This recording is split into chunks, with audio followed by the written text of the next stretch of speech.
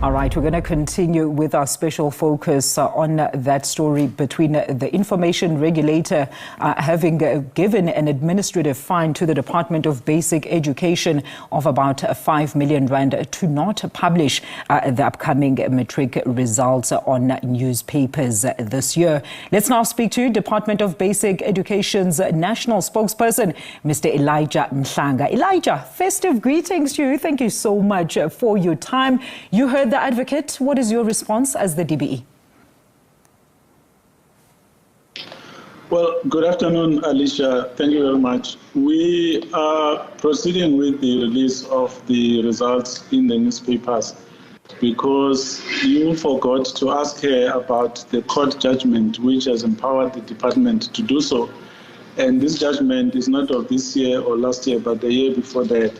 And since then, there hasn't been any other court judgment or ruling to the contrary. That means we are still aligned with that court order to proceed with the release of the results in the newspapers that wish to carry them. So what happens now, Elijah, in terms of the administrative fine as well? We understand that, of course, 3 weeks ago, the minister, as you've just referred to, the minister 3 weeks ago did say that you were going to go ahead and only publish the student exam number. The information regulator says they do not have an issue with this, but it is consent from those students that they are seeking who are 18 years and older who can't give consent, or alternatively, the parents' consent?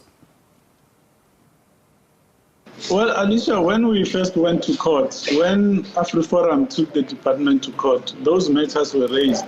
At the end of the day, a judge from the Pretoria High Court made a ruling that the department must release the results in the current form, which means using exam numbers. Let me maybe go back. In 2014, the department took a decision on its own to stop using the names of matriculants in the newspapers when releasing results. A decision was taken to use only exam numbers. And we have stuck with that arrangement since then up until today, and there were no issues regarding that.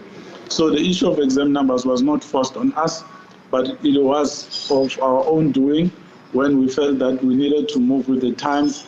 And of course, at that time, the POPIA was not in existence.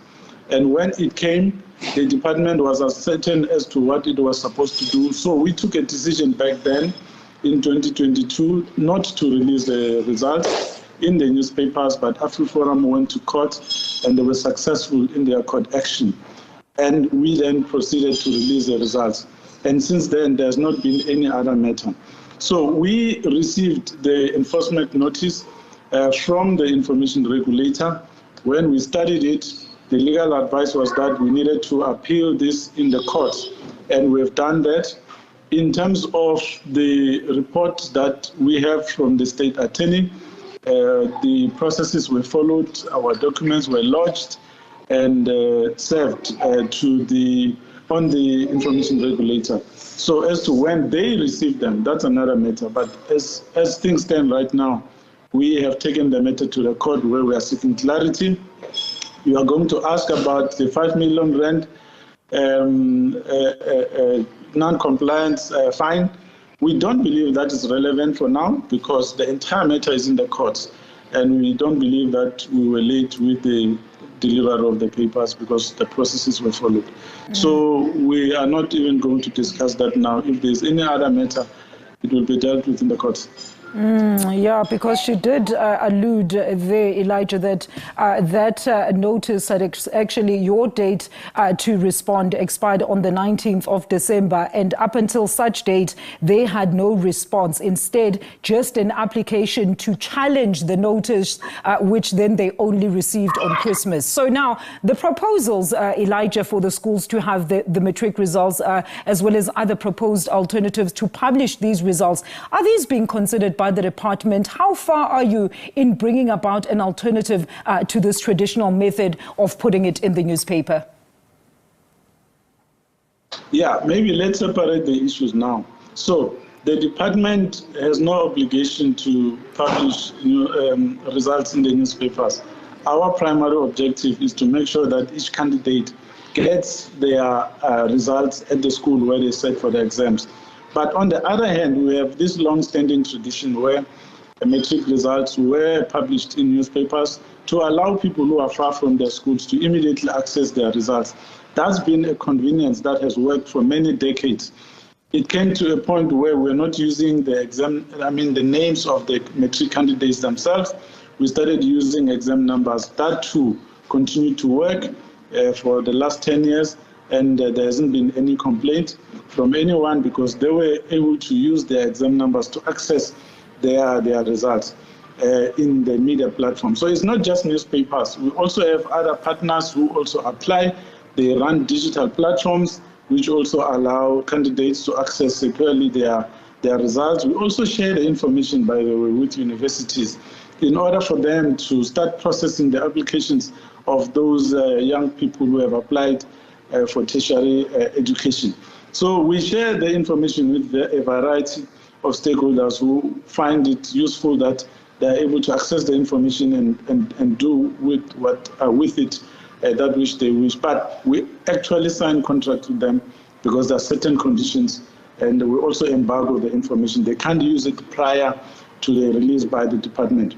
Mm-hmm. So all of these things we are doing to make the results accessible, but our one is to ensure that every learner who sat for the grade 12 final exams accesses their result that are accurate at the place where they sat for the exam. Mm-hmm. And you, just to confirm once again, Elijah, you are saying there is a court matter that is pending before you even start looking at paying that 5 million rand administrative fine? Absolutely. We believe that we've done everything according to the book, and any other delay or technical issue that needs to be discussed will be dealt with in terms of the law. There are provisions for all sorts of things that relate to a matter such as this one. So the lawyers will deal with those technical aspects, but as far as we are concerned, we've done everything right, and we are going to present all the arguments in the court when the time comes. And according to Times Live there, the minister still maintains a view that intergovernmental issues can be resolved through dialogue and not resorting to adversarial legal proceedings. So we look forward to the swift resolution to this matter. Elijah, thank you so much for your input. Once again, happy festive holidays. Mr. Elijah Mhlanga is the national spokesperson at the Department of Basic Education in response to the 5 million rand administrative fine by the information regulator.